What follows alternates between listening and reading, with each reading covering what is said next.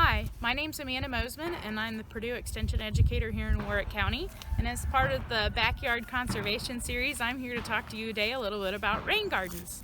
So rain gardens are a really neat way for homeowners to take responsibility for some odd drainage issues and up your pollinators.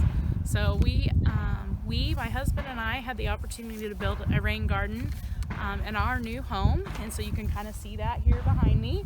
So our rain garden is in its second year, so you can see we're here in the second week of April and we're starting to see some of those natives come out of dormancy.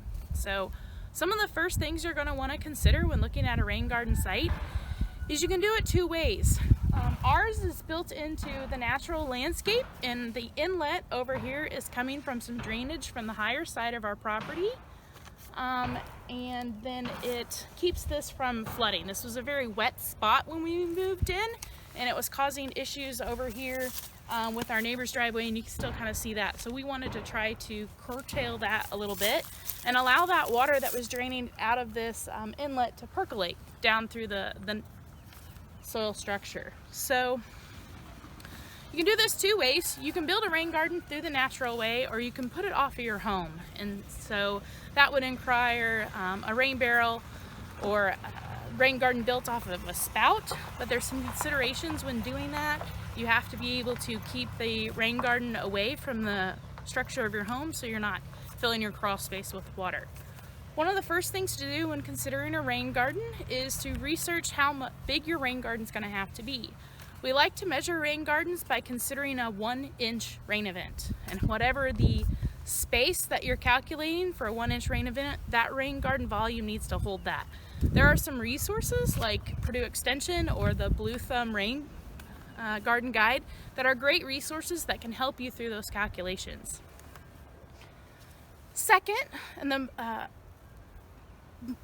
most expensive part would be construction. So sometimes you can do these by hand and dig them out if they're only a few inches deep, but you will completely excavate your water or your rain garden site.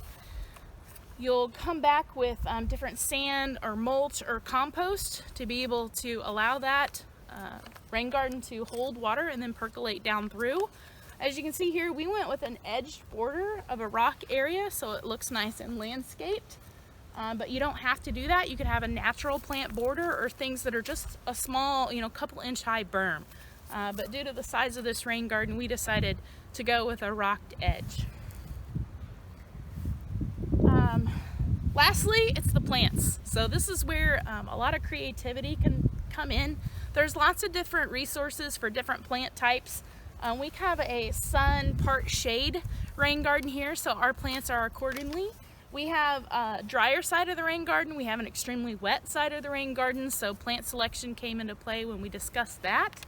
But you can have full meadows, sun, shade meadows. There's all different sorts of planting plans to allow to give you full season interest. And you can plant it so you have different interest around the rain garden throughout the year. So I'm going to talk a little bit about what we have here. So towards the inlet area is obviously going to be a very wet area. So we have some Louisiana iris and we have some sage back there. Sallow sedge, that's a plant that very much likes the bottom, and in 2 years you can see how that's really taken advantage of that opportunity. So here on the edge, this front edge here, we had some swamp rose mallow and some of our swamp milkweeds, which are really great for pollinators. In the back, the little bushier type, those are foxgloves.